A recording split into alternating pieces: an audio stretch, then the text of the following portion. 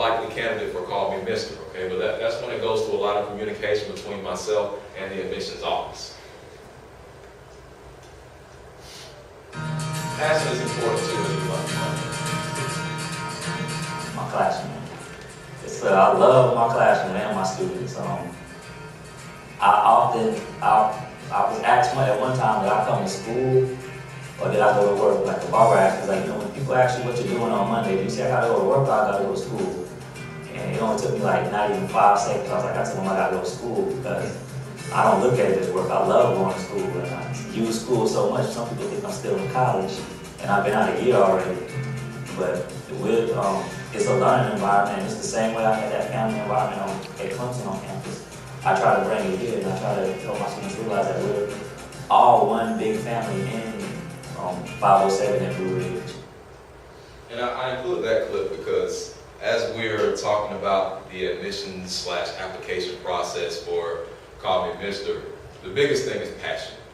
We talked ad nauseum earlier about all the different things that compose our idea of a transformative educator. And the one common thread that we had in each one of our types of input was that passion there. So even if it's a student that maybe they're not the best test taker, maybe they weren't involved in all the various different extracurricular activities, but we have a way of gleaning that they have a very real, tangible passion for teaching and educating the next generation of students, that's the type of individual that we're looking for.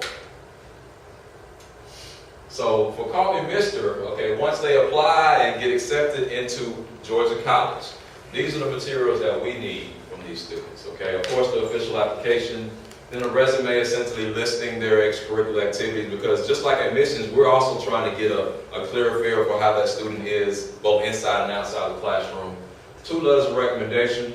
This is very important because it needs to be from a community member or a teacher or a counselor, someone that can really speak to that aforementioned passion that we talked about. Transcripts we talked about, but also this essay. A lot of questions, right? It's even more questions than the Georgia College admissions process. But it is very important because this is the best way that we can glean how capable is this student and also how willing is this student to really work for their end goal. Not just getting a degree, but being an effective educator within the school, within their community there. So these types of questions really get at that. And after we have this application process, there's actually a separate interview process for these prospects with our Call Me Mister board of directors as well. So we really put them through a rigorous process because we realize that, these resources are very important and we want to make sure that they're being used on people that really exemplify the mission of Call Me Mister. And not just Call Me Mister, but also the College of Education as well. Does all that make sense? Well, I'm actually right at the end anyway.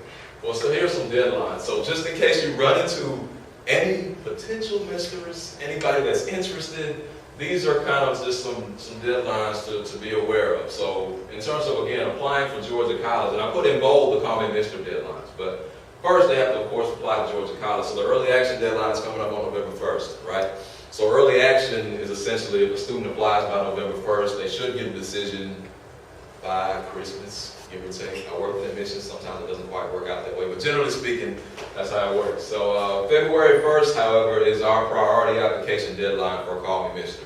And we have that because if a student applies to Georgia College, gets accepted, and also decides to apply to Call Me Mister by that particular date, that generally will give us enough time, if they are a person that is chosen to participate in the program, to create a pretty good financial package for them by working with our financial aid office. And of course, you've got the FAFSA applications and all those things. So this just kind of gives you a general timeline based on our expectations for applicant interviews and announcing the decisions. And we're really excited about this program. I don't know if any of y'all have been watching the news, but we've gotten a couple of articles and a couple of segments on the local news stations, and people have been calling, ringing our phones off the hook about it. So I'm really excited, but I really want to just thank y'all for coming out. Listen, do you have any questions about anything I've talked about so far? You mentioned bringing teachers back to the community, so you're only doing surrounding counties? Or? Very good question, very good question. The focus, the target, is the local community, because going back to what I was saying earlier, I really think we would be doing them a disservice if we didn't try to really be intentional about pulling students from around here. However, with us being the only school, Call Me Mr. licensed institution in the state of Georgia, I do think it would be advantageous for us to also reach out to other areas too, but the focus is the local area. But I'm still reaching out to some of our other underrepresented areas because, yeah, we get a lot from Atlanta, but what about Columbus, what about Savannah, Augusta? Those are some areas that have a lot of potential as well, but we still don't get that many from. So does that make sense? Okay. Other questions? Do they have to, your major have to be education? Very good. Well, they come in as pre-education majors, but essentially it's 3 concentrations. So we're looking at early childhood, middle grades, or special education. Those are the 3 that they have to focus on. And it's kind of interesting that you asked that question because as soon as the word got out about Call Me Mr. on the news, I got several phone calls and emails from people that were doing master's degrees, like, how can I get involved in Call Me Mr.? And that's great, that's great. But the thing is, the program is really designed for undergraduate students based on the aforementioned living learning community component and those types of things. However, if you have individuals or if you know of anybody that may not quite fit, what we've talked about earlier in terms of fitting within the program, they still may be able to benefit and connect and interact with individuals in the program and a lot of different things that we do. Speaking of the living learning community, Yeah. how are you going to stop them from just being a bubble on campus and actually getting exposure to it? Okay, good question. How am I going to stop them? I mean, that's kind of my job, right? Well, I mean, I think that goes back to what I was talking about earlier when it comes to those collaborative programs.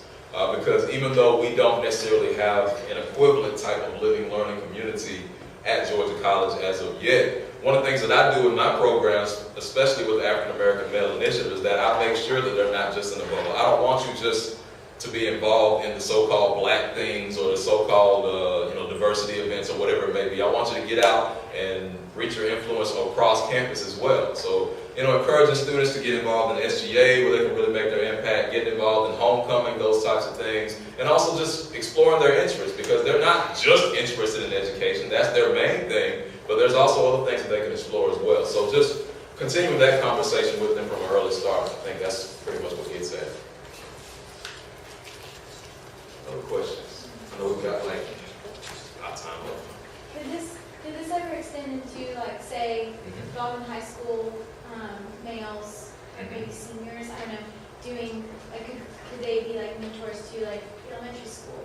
Yeah, and actually that's the whole idea is that, once these guys get here, we are mentoring them, but you're mentoring younger students who are in turn mentoring others as well. And again, that kind of goes back to my African American Male Initiative too. I'm trying not to plug that program too much because it's separate, but that's kind of what we're also doing with that too. So I'm anticipating that Call Me Mr. is going to dovetail with that and just merge. But yeah, that's exactly what we're trying to do. The African American Male Initiative is broader in the sense of you don't have to be in education. Right. Okay. That's awesome. But these misters, once they get here, they will be a part of that. Now, of course, if they're not African American, then we'll have another conversation, right? They don't have to. But, that's also an important point too, is that this program, it does focus and target on African American males, but anyone can apply. It's really more about the passion that they have for education, okay? I got time for maybe a couple more. They won't mind if I keep y'all later since they kept y'all late earlier. I don't want to get y'all in trouble. Well, just out of curiosity, what else have y'all heard about the Call Me Mr. program before this particular presentation? I know some of us have been involved for a long time. Dan is, one of my old friends here at Georgia College, and he remembers actually, just kind of give y'all an idea of the history of it here. He remembers when the initial Call Me Mr. representatives came to our college back in 2011. Before, yeah. Yeah, 2010, 2011, something like that.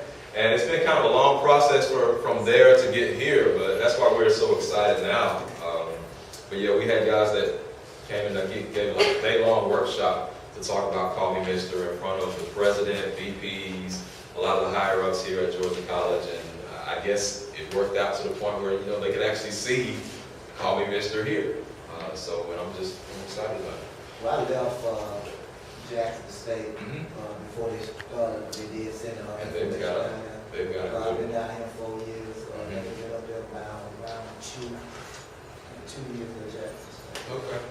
And Jackson State is one of the schools that I'm looking at because they secured a $1.3 million grant for Common Vista. And I didn't mention this earlier, but yeah, part of what I'm doing also this year is fundraising. Recruitment, marketing, but also fundraising, to be quite honest with you, because yeah, you have the institutional commitment, but you also have to talk to donors, you're talking to, you know, trying to write grants to make sure that you're able to fund this program, because you really want it to be able to stand on its own two legs as well. You know, in the state of Mississippi, we really don't have that many male teachers. But like you say, you know, I'm also a coach, man. They are basically, you know, we have teachers are coaches. Or your principals. Besides that, majority of the students are female. Even at the schools, well, in college now, females outnumber the males 6 to 7 to 1. And education is like, I think Jack said, like 10 to 1. 10 to 1. 10 So yeah, well, let me be real too, because there are similar programs as Coffee Vista that just may not have that particular name and licensing attached to it. I believe there's one called Real Men Teach, or I think Fort Valley has something like that. before they bought it there. And 100 men, something. So maybe a connection with 100 black men as well. Yeah, and it was something like that. We don't been out the number of young males and. Okay.